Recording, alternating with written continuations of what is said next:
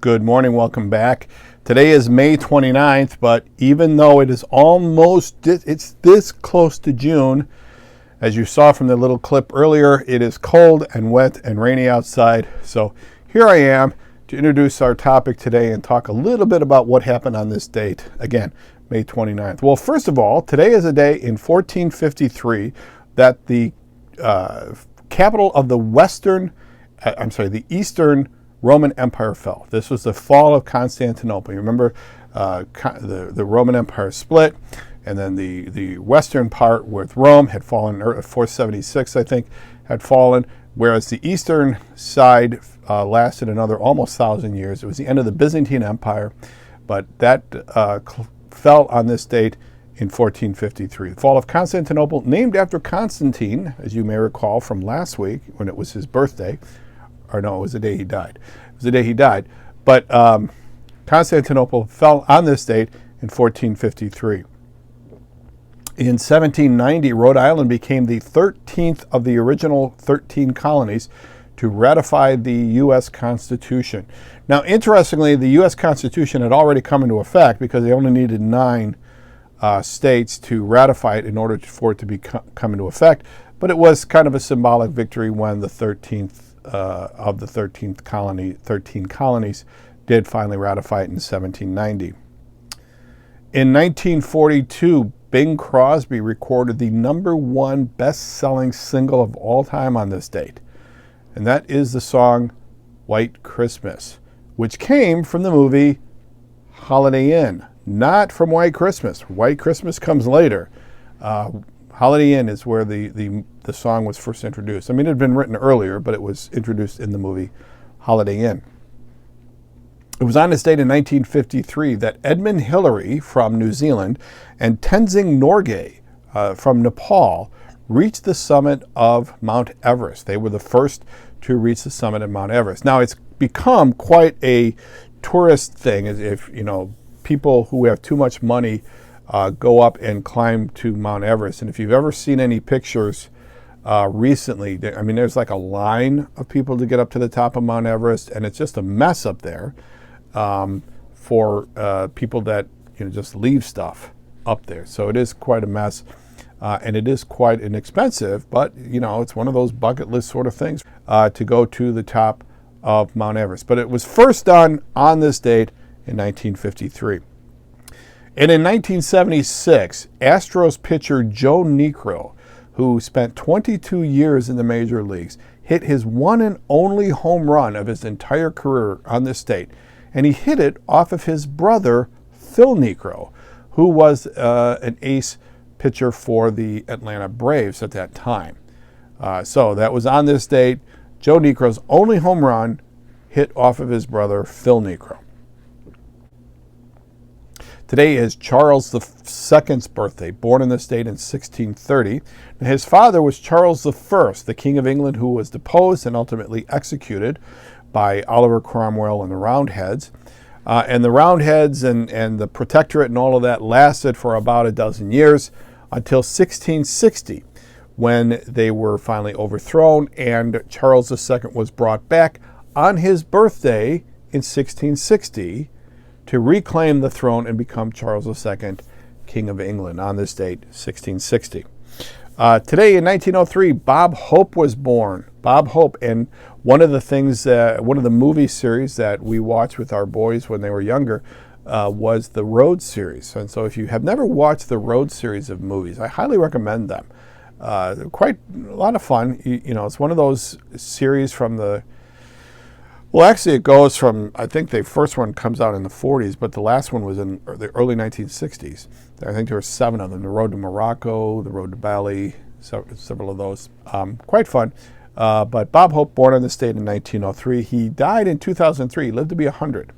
Or almost, he might have been 99. No, I think he lived to be 100. But he died in 2003.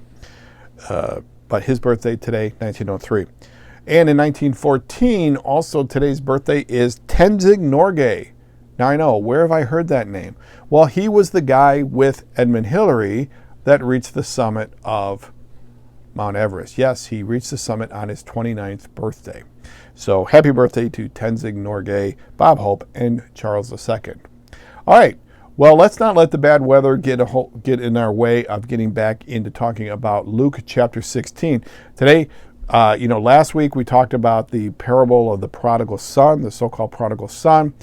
And so we go from that very, very well-known parable that Jesus talked about to the first parable in Luke chapter 16, which is probably the most problematic parable that Jesus teaches, and that is the parable of the unjust steward, or the shrewd manager, or the dishonest servant. Call it whatever you want. So let's get back to talking about that now.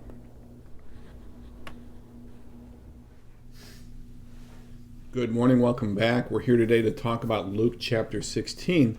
Now, last week we talked about Luke 15, okay? And Luke 15 has three stories. There's the lost sheep, there's the lost coin, there's the lost son, or the parable of the prodigal son, okay?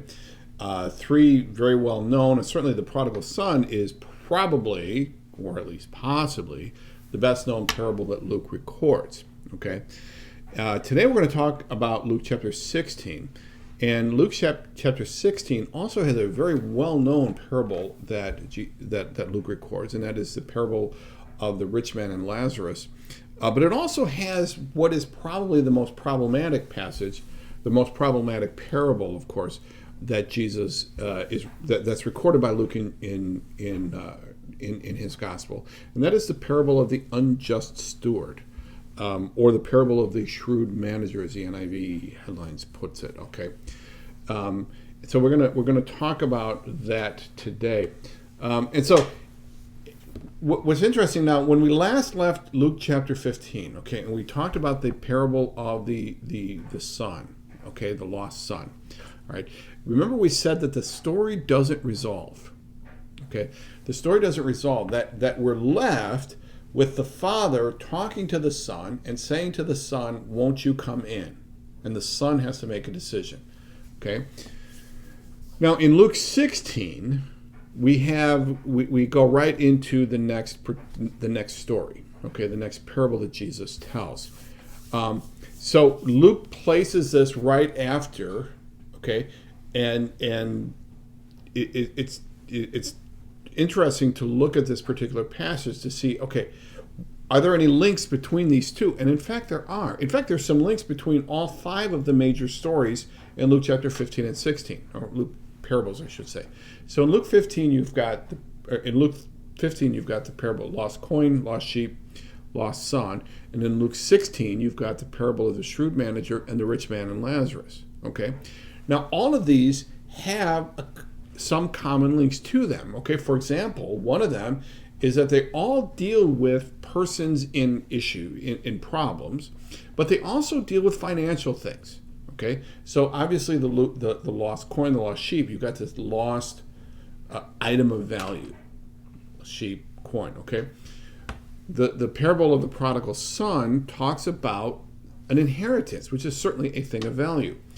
The shrewd manager story in Luke 16 talks about this man and these debts, which in the financial world are considered assets, that the manager or that the owner has, and the rich man in Luke at the end of Luke 16, certainly he's rich. I mean, that's kind of the point of the story compared to Lazarus, who's very poor.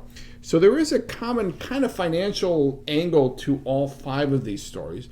And maybe that's what's tying them all together, because there is a side little note there about, the Pharisees loving money in the middle. And we'll get to that in a minute. Okay.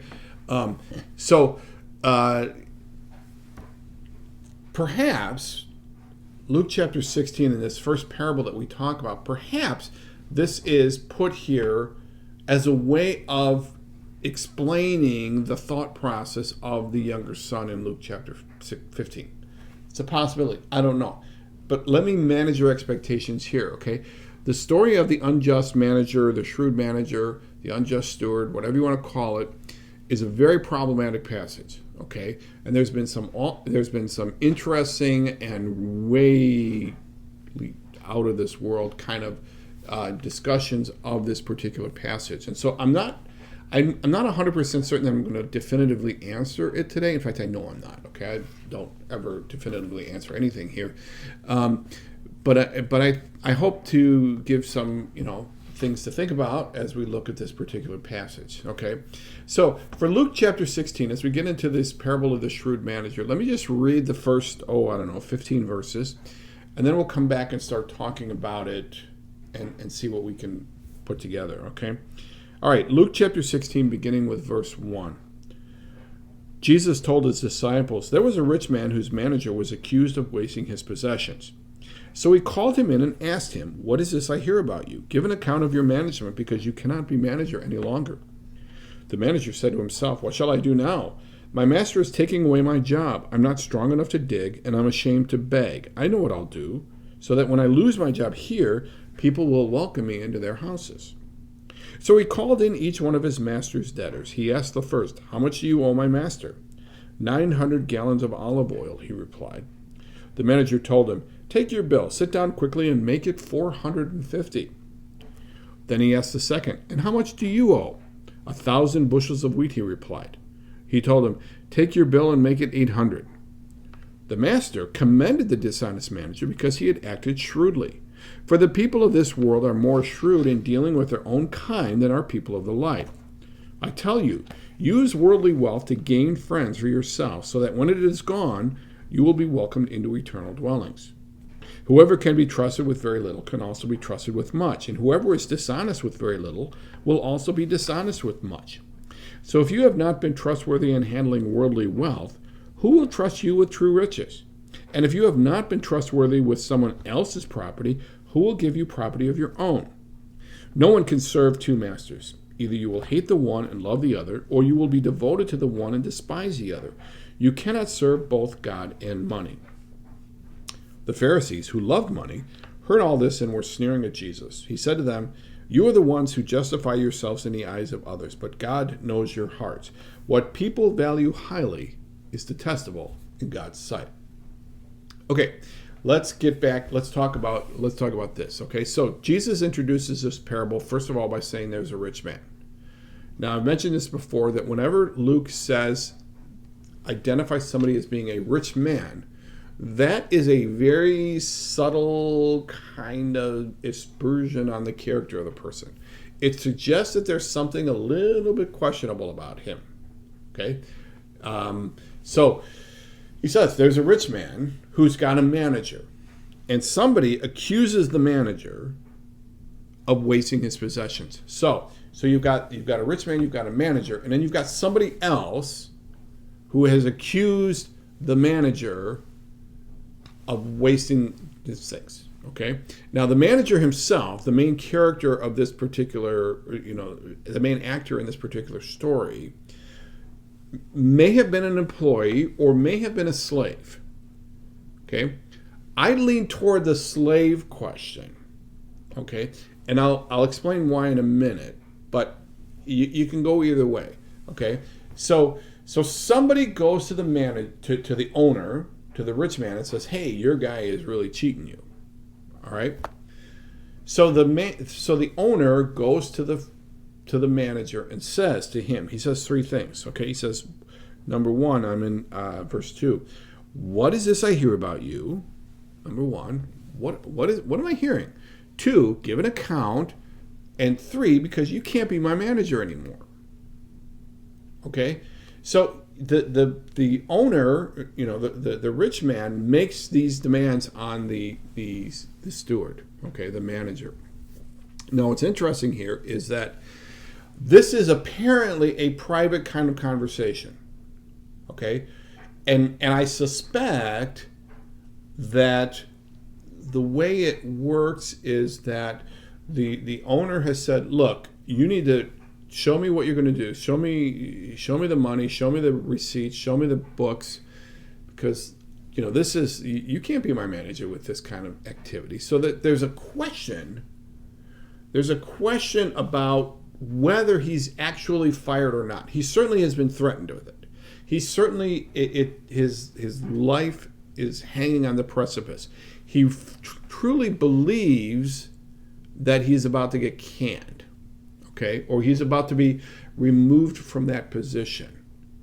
Okay, however, that knowledge does not get out Okay, because the man is able to think this out for himself, and that's where he says in verse 3, what shall I do? I can't. My master is taking away my job. Okay. Now here, what's interesting here is, I think what's going on here is, as a result of this particular moment where the master has come in and told the steward, hey, what's going on? Show me what you've done, because you're not going to be my manager anymore.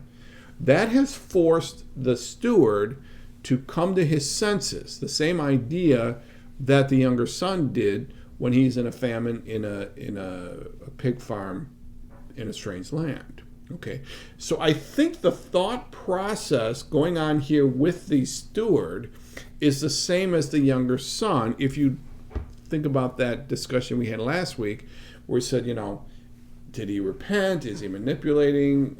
Maybe he is, maybe he's not. And so to me, this ties back into the thought process of the younger son. That's my opinion, okay? Feel free to reject it if you want, okay? But regardless, the man says, I got to do something. I can't go back into manual labor, so I've got to do something that's going to secure myself a position somewhere else, okay?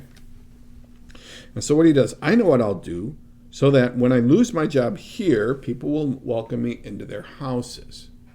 Okay. And then what he does is he calls in, and we read about 2 of the debtors. Now, these debtors are not, first of all, these are huge numbers. Okay, these are very large numbers, where he says, he called in each of his master's debtors. He says, how much you owe? 900 gallons of olive oil. That's a lot of olive oil. Okay. And what we're probably talking about here is not somebody where the master loaned him. It's not repaying a debt in that sense. Okay, because based on what the steward does, kind of suggests that that's not the case. Okay, it's more probably a situation where we're dealing with a rich man who is dealing with tenant farmers. And these tenant farmers have agreed to give a portion of their crop to the master. Okay, and this is a portion of their crop. All right. Now they're still large numbers. So these are large tenant farmers. So we're not dealing with somebody like a very retail loan. This is not somebody who's going broke, who's in debt because they had medical issues or something like that. Okay, this is just you have a farm, you have X amount of gallons of olive oil that you produced, and you give a percentage to the master. And I say that because what the guy does is he goes back and he basically cuts the bill. He says, okay, you only have to pay half of this. Now, if it had been a loan, so to speak, where the master loaned him 900 gallons of olive oil, okay, and the steward says, well, only pay back 450, then he is clearly out. I mean, literally out 450 gallons of oil. But if it's only a portion of the crop, then it's not a question of being out. It's just he didn't get as much as he was expecting. Okay, so there's kind of a difference there in terms of what the owner was expecting. All right. Now, some have looked at this, and so what he does is he goes to the first guy, and the first guy says, I own 900 gallons of oil.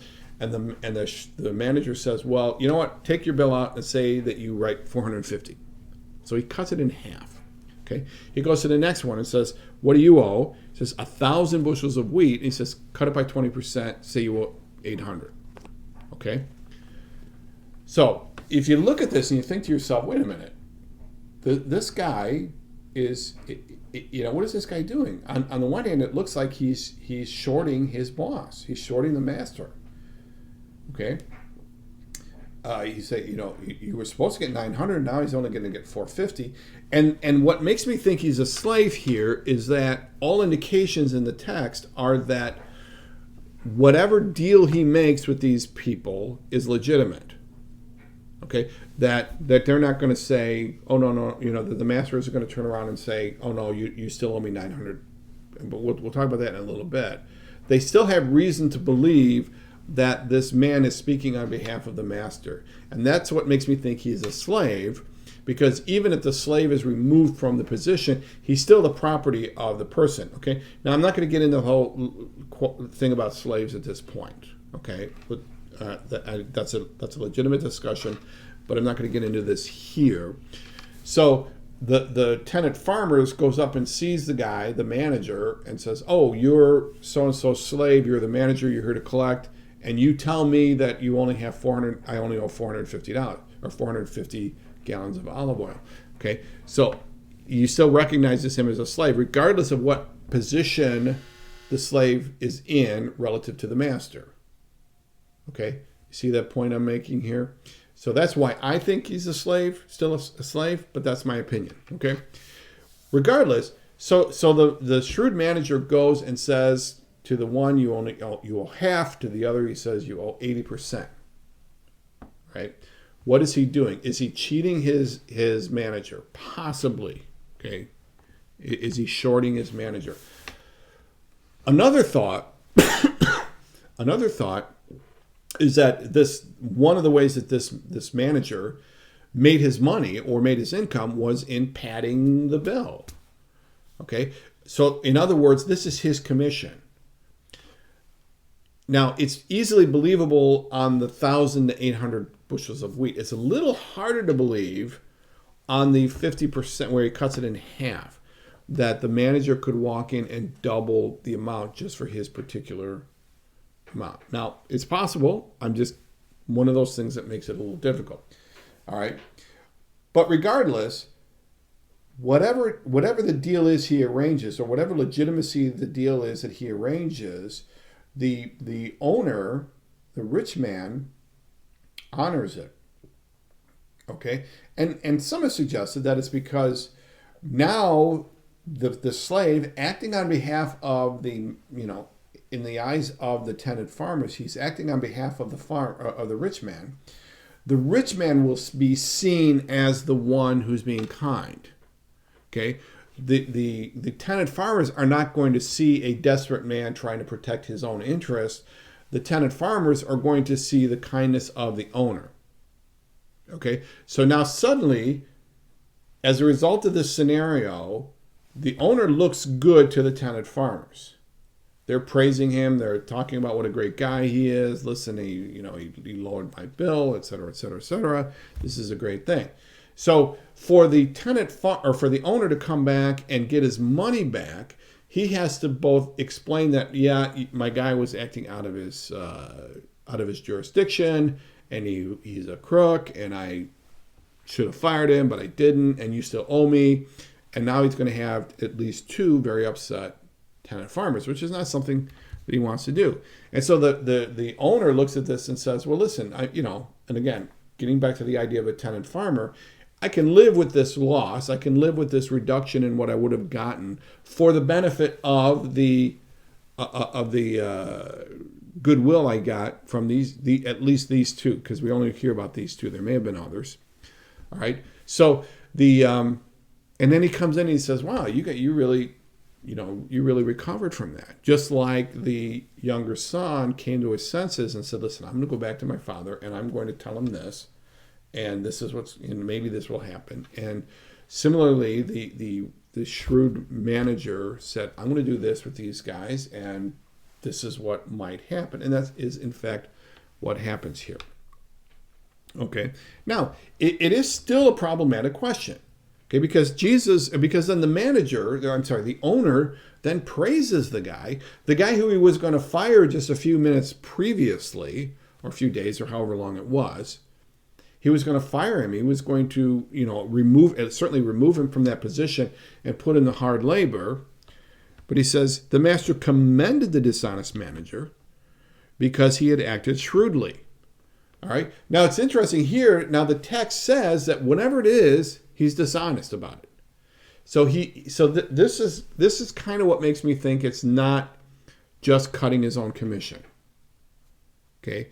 Because if he was cutting his own commission, he wouldn't necessarily be calling it dishonest. He may have called it sacrificial, forward thinking, whatever, but he wouldn't have called it dishonest. So I think really the fact that the manager calls it, or the text calls him a dishonest manager, suggests that the man has really overstepped his bounds. But he's overstepped his bounds in a way that the owner can live with it. Okay? And Jesus looks at this and in discussing this says, I tell you, middle of verse 8, for the people of this world are more shrewd in dealing with their own kind than are the people of the light. Okay? And boy, you can take this in a lot of different ways. Okay? So you look at this, this man, the manager, knew how to use these debts and the money to manipulate or to generate goodwill so that, and that was his point, so that in case he is fired, because he didn't expect it to work, he expected to get fired, removed from that position, but he expected to be able to move into some sort of beneficial position with one of these guys. Now, if he was an employee, maybe he thought this guy's going to fire him and this guy's going to hire me. Or if he's a slave, he thought, well, if this guy is going to devalue me, this guy will hire me or will buy me to do that. Okay? Again, it's a complicated story to try and figure out what's going on here. Okay? But he says, I tell you, use worldly wealth to gain friends for yourself so that when it is gone, you will be welcomed into eternal dwellings. All right? Now, this is kind of getting into what do we use money for? What do we use financial means for? All right, and this guy has used the money he had, the access to money that he had, for the purpose of ensuring his long-term happiness. Okay, in opposition to what the younger son did. Okay, he had money as well. But he does not use his money in a way. Remember, he cut himself off from his own society. He didn't make any friends. He wasted his money, and he ends up feeding pigs. Okay? So here we have this guy who handled this adverse situation much better than the younger son did. But he brings it out and he says, and that's how you should use your resources. Okay? So that suggests a lesson that our resources, that stuff that we have, are simply tools for generating eternal, be welcomed into eternal dwellings, to develop friendships or to use for eternal good. Okay? This is in contrast to the guy in Luke, I think it's Luke 12, where he says, I'm going to tear down my buildings and I'm going to build bigger ones so that I can live easy. Okay? He's not thinking about others. He's just thinking about living easy. And now that is what, that is what the shrewd manager does, but Jesus is pointing out here that what you should be doing with your money is using it for eternal good. I think, again, there are others. There's some really interesting discussions of what this verse means. But then Jesus goes on to talk about some of the different applications of this, I guess. Whoever can be trusted with very little can also be trusted with much, and whoever is dishonest with very little will also be dishonest with much. Okay, there's other passages very similar to much is given, much is required, kind of thing. Similar, that's actually a step down the road. But I mean, this is just basic business sense. Basic responsibility. You start with a small responsibility, you do that well, you get up to a bigger and bigger and bigger and bigger. Okay. So if you have not, and then on the opposite side, verse 11, so if you've not been trustworthy in handling worldly wealth, who will trust you with true riches? Okay, so here, and this is kind of the question here. We all, especially those of us in the West, we all have a lot of wealth. Okay, now compared to the rest of the world, we are very wealthy. And God is asking, listen, if you're not using that for the kingdom, why am I going to give you kingdom riches? All right, and so I think there is, clearly there is a link here between how we use our own resources and what kind of kingdom resources we are gaining for ourselves or for the kingdom. Verse 13, well-known passage, no one can serve two masters. Either you will hate the one and love the other, or you will be devoted to the one and despise the other. You cannot serve both God and money. Now, usually this is translated God and mammon, which is the Aramaic word. which has a little broader meaning than simply money. When we think of money, we think of dollar cents kind of things. But I think the idea here is not necessarily, cash, as much as it is just the idea of the financial benefits and the world of finance and what it means and what it can gather and what you can accumulate and that kind of stuff. Remember the passage talked about the life does not consist in the abundance of possessions. Okay, and I think that's kind of getting in that same sort of idea here. Now, verse 14, and this is what kind of ties in the financial question about all of this, because Jesus is talking to his disciples, but there's a crowd, remember, and maybe the Pharisees are there and they're watching for him. Okay, so the Pharisees who loved money heard all this and were sneering at Jesus.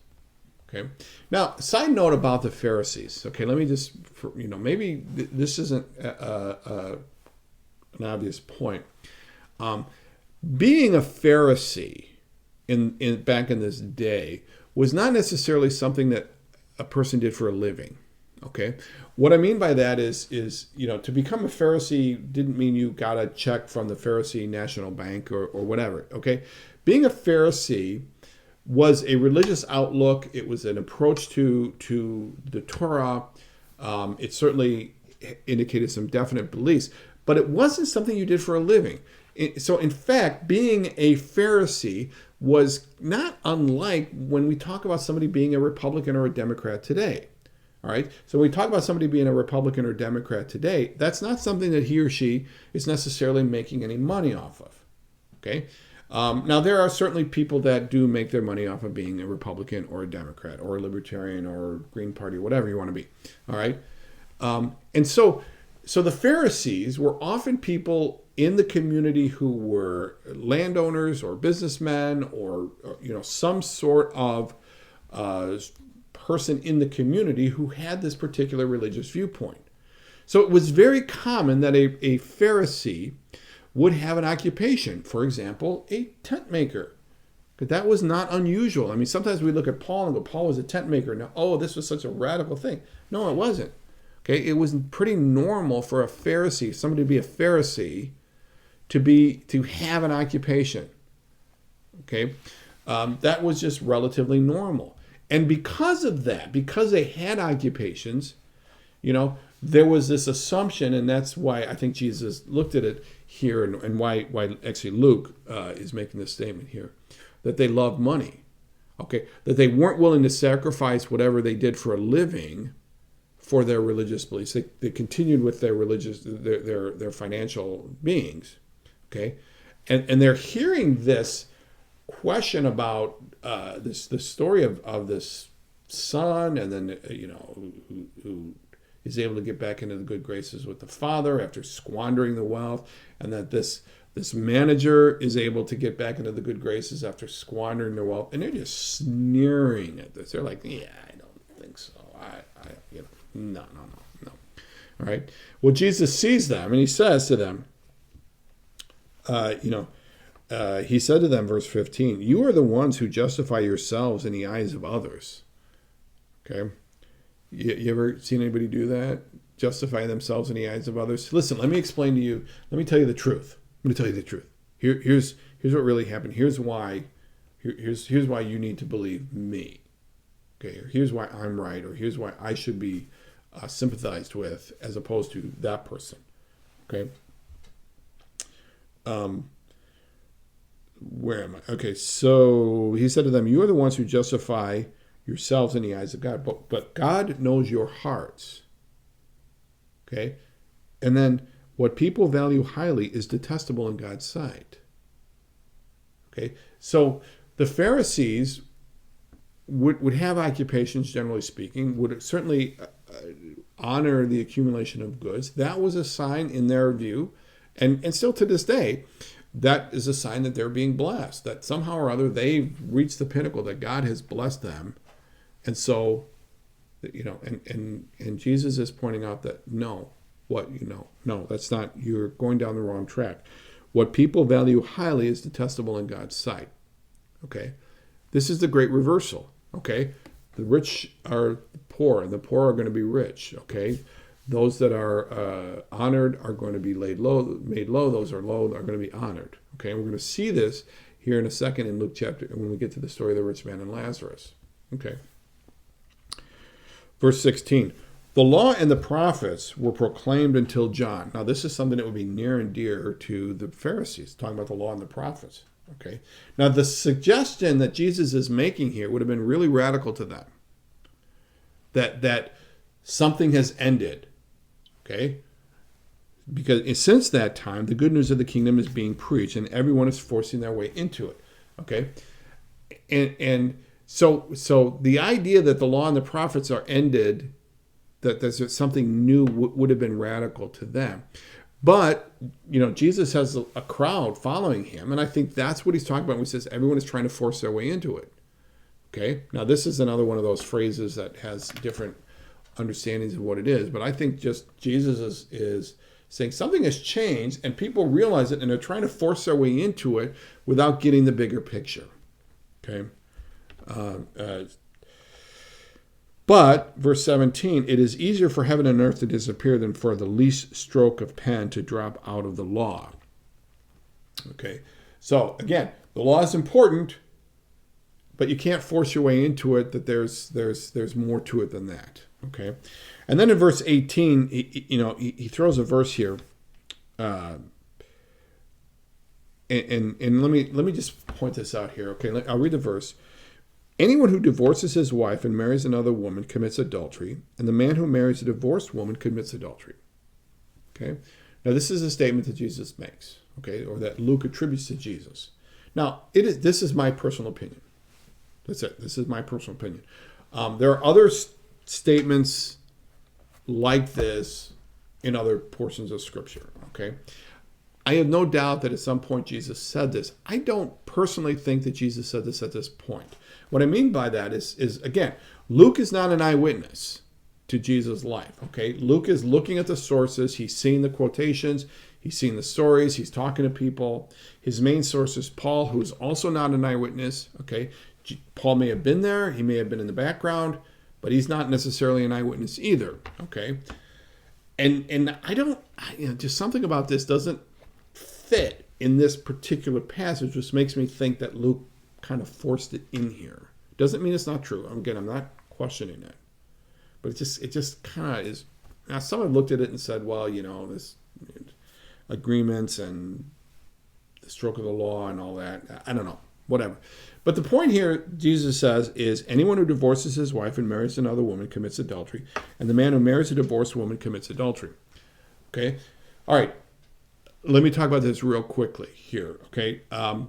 First of all, this is something that was taken quite literally for quite a long time here in the U.S. And what I mean by that is if you were a person who was divorced and remarried, so the issue with divorce was never divorce so much as it was being remarried. Okay. When I grew up, we had a guy in our church that was a wonderful guy, and I remember that talking once about why this guy wasn't a deacon, and one of the reasons why he wasn't a deacon was because he was divorced and remarried. All right, I remember meeting with a friend of Debbie's from college, who she's a widow, and he was divorced. I don't know any of the story, so again, I'm just saying, and I know that the guy was divorced at some point in his past. And remarried to the woman who's a widow, and they were going to a small church that desperately needed people to be in leadership, but he could not be in leadership because he was divorced. And this was, 10 years ago. Okay, so there are churches that take this very literally, that if you are divorced and remarried, that you are an adult. Now, this kind of gets into the question of biblical theology versus systematic theology. Okay, this is one statement that Jesus makes. Now, looking at this particular statement, and even in looking at the analysis of it and the translation of it, the implication here is not necessarily somebody who is divorced in 1980, remarried in 2010. Okay, this is I think this is kind of getting at the idea of somebody who divorces one spouse in order to marry another.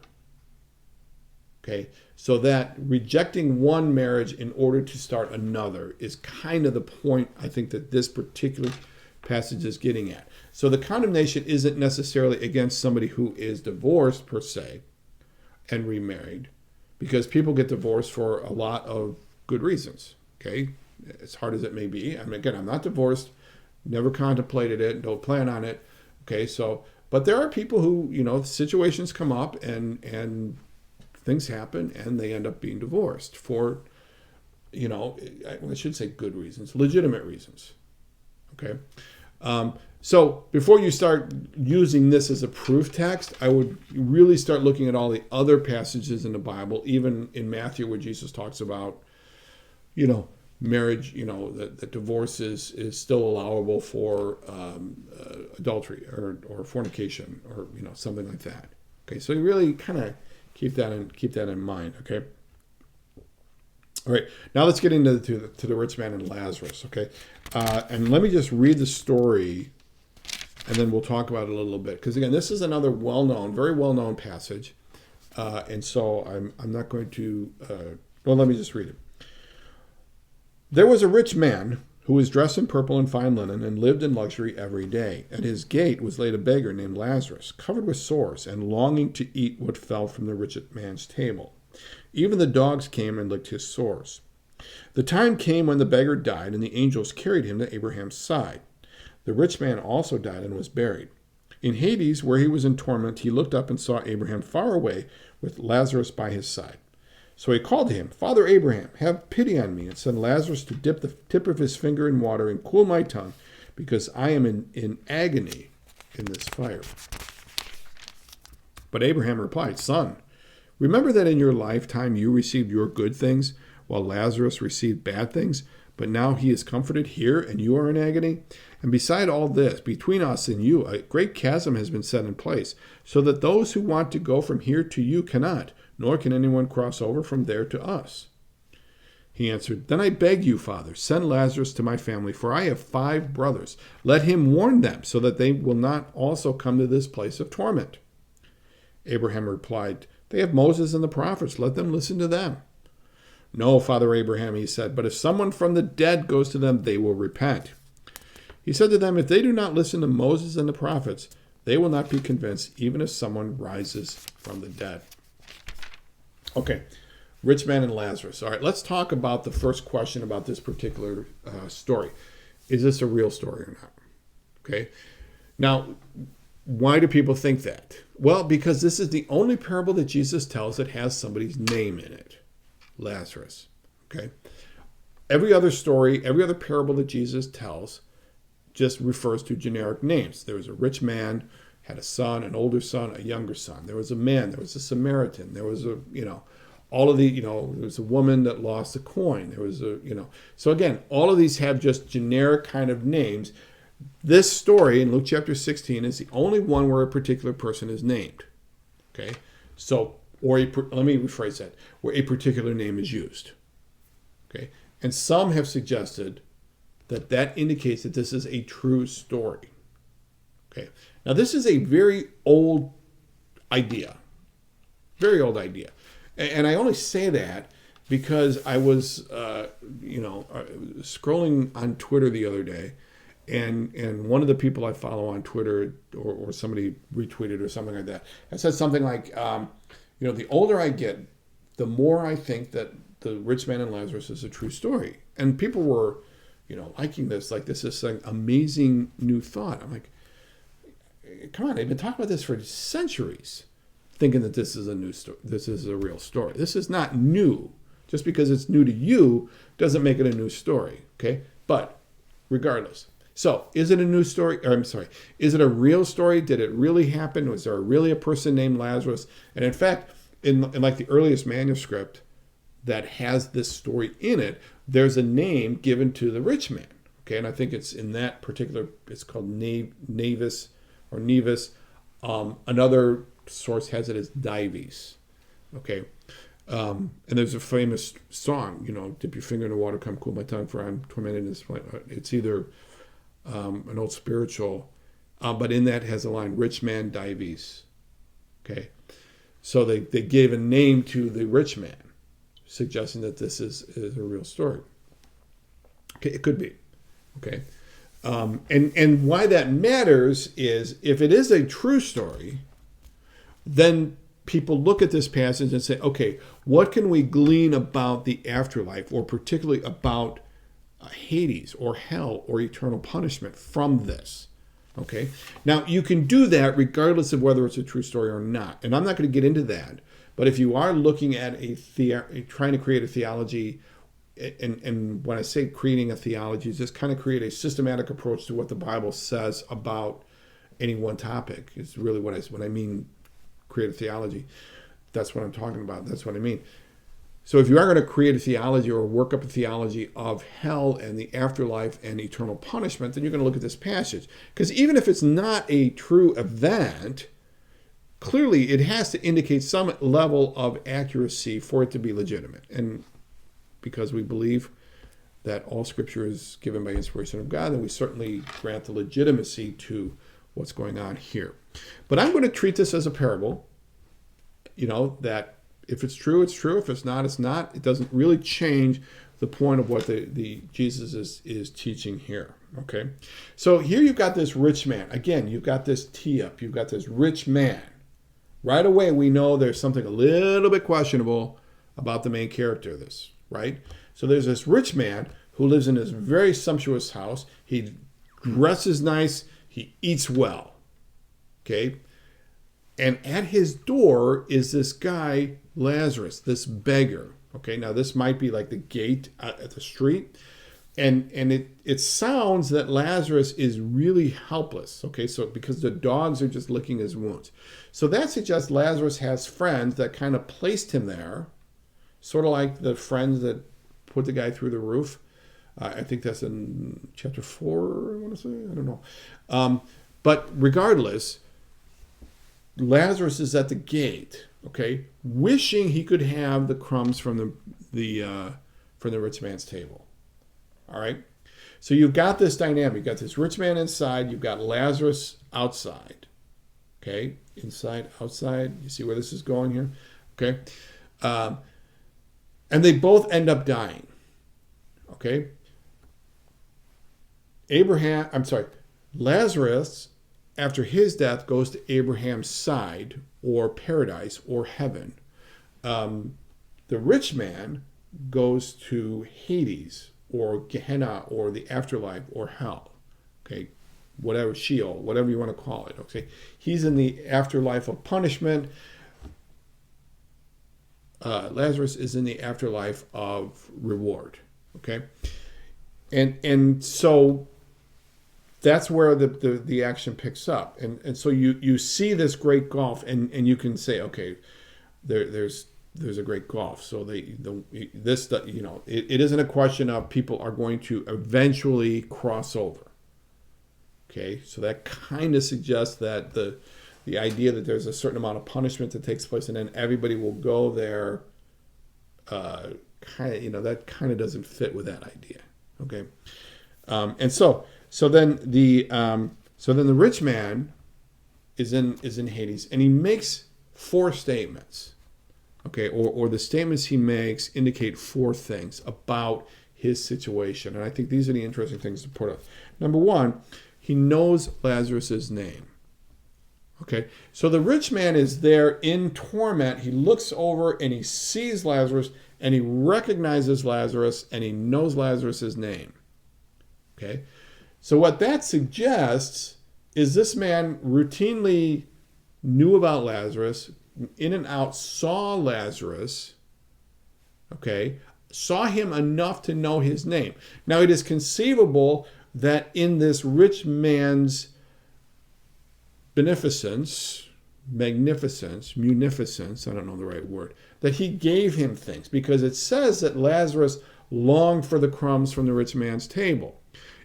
You could also say just the opposite. You could say that this man walked back and forth and never gave anything to Lazarus, which is why Lazarus longed for the crumbs from the table.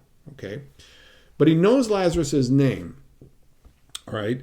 And I think that, part of, the second thing, so the first thing is he knows Lazarus' name.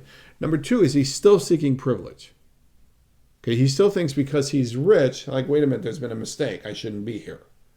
Okay.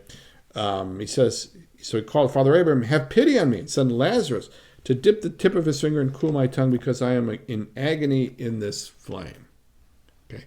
So he's still seeking privilege. This rich man's still seeking privilege. Okay. The third thing is he calls Abraham his father. He's claiming Jewish privilege. Okay. And Abraham refers to him as son. So he's claiming Jewish privilege. It's like, Abraham, you're my father. What, give me relief. And this kind of goes all the way back to Luke chapter 2, where we talk about John the Baptist, where he's saying, don't tell me you're Abraham's children. That's not going to cut it anymore. Okay, he's still claiming privilege. Okay, but the interesting thing, and the fourth thing, so the first thing is he knows Lazarus' name. He's still seeking privilege. He's claiming Jewish privilege. And the fourth thing is he's very aware of his predicament. Okay, despite being in torment, despite being in flame, he's very aware, very articulate of his situation. Okay. Now what's interesting, it says, verse 25, but Abraham replied, son, remember that in your lifetime you received your good things while Lazarus received bad things? Okay. Now at this point, that suggests to me that the rich man did not give Lazarus any benefit. Because if he had, this would have been the time for the rich man to say something. Hey, but Abraham, don't you remember all of the good food I gave to Lazarus? That's not happening. So that kind of makes me think that he didn't. That's my opinion. All right. That kind of goes back to if you didn't ever give anything good to Lazarus, what makes you think Lazarus is going to want to dip his finger and come cool your tongue? If you never helped him, so, you kind of have to go back and forth, and it's kind of a decision you have to make. Okay. But he is comforted here, and you're in agony. Now go back to Luke chapter 6, which is the Sermon on the Plain, where Jesus said, woe to the rich because you've got your reward now. That's exactly what's happening here, and to the poor that you're going to be comforted, or blessed are the poor for they should be comforted. I don't know, that might be the Sermon on the Mount. Okay, but this is just kind of the great reversal here. Hey, Lazarus, or listen, rich man, Dives, whatever your name is. Listen, man, you had a great life. You lived in a big house. You had a lot of food. You dressed sumptuously. Everybody liked you. You had a great life. Okay? You were rewarded then. Now you're getting your rewards. Lazarus had a terrible life. And now he's getting rewarded. Okay? Again. Now, it doesn't necessarily mean, you cannot draw from this that everyone who's rich is going to be punished in hell, or that everybody who's having a miserable life in this world is going to have a benefit in the next. There is still the question of whether or not what you have done with Jesus. Okay, that's kind of getting into it, but I just want to throw that out there. All right. Although in this environment, they would not have had the opportunity yet. Okay, the readers would know about the death, burial, and resurrection, but at the moment that Jesus is telling this story, the idea of accepting Christ as a personal Savior is not on the table yet, despite the fact that a new thing has come. Okay, but then the last thing I just want to point out here is this ending discussion. Abraham replied, they have Moses and the prophets, let them listen to them. No, Father Abraham, he said, but if somebody from the dead goes to them, they will repent. Verse 31, he said to them, if they do not listen to Moses and the prophets, they will not be convinced, even if someone rises from the dead. Okay, now I think the point he's making here, and this is what I'm going to close with today, I think he's making a point to his disciples. It's a point that they're not going to get right away. Okay? Because they're listening, and the story, if you think, well, yeah, if somebody showed up from the dead, you would, of course that's going to cause me to believe.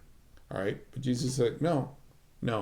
This man who's claiming Jewish privilege is saying, if somebody comes back from the dead to us, to me and to my brothers, they will hear. And Abraham is saying, no, if they don't believe Moses and the prophet, they're not going to believe just because somebody came back from the dead. Okay? And that's what happens. Okay? Jesus comes back from the dead. And the Jewish people, by and large, reject him. Okay, now clearly there are Jewish believers. There are Jewish Christians. But by and large, the Jewish nation has rejected Jesus. Okay? And perhaps after Jesus' resurrection, after his ascension into heaven, maybe even as Peter and the rest of the disciples are spreading the gospel and seeing how or maybe even when in Acts chapter 10, when Peter is getting the vision of the sheet with the animals and all of that, and rise, Peter, kill and eat, and go to Cornelius and present the gospel to the Gentiles, maybe he's thinking about this. Maybe Jesus, maybe he's thinking, oh yeah, I remember when Jesus told that story about came back from the dead, and if you bring it to the Jewish brothers.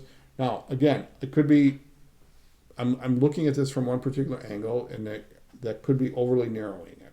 I will recognize that. Okay. But I think that's a message that Jesus is sending to his disciples. They're not going to get it yet. The original readers would have picked up on it, but not the original hearers. That's always the two little distinctions we always have to make. There's the moment, there's what's happening at the moment, and then what the original readers would have gotten from it. Okay. And so, all right, well, that's it for Luke chapter 16. Again, one of the, and then another one of the well-known stories. Next week, we're going to talk about Luke chapter 17, a shorter passage, shorter chapter. Who knows? Maybe we'll just get crazy and try and knock off 2 chapters at once. It is a shorter chapter, and we are rapidly moving our way towards the time in Jerusalem, the death, burial, and resurrection. So thank you very much for being with me today. I do appreciate it, and I hope to see you again next week. Thank you very much. Bye now.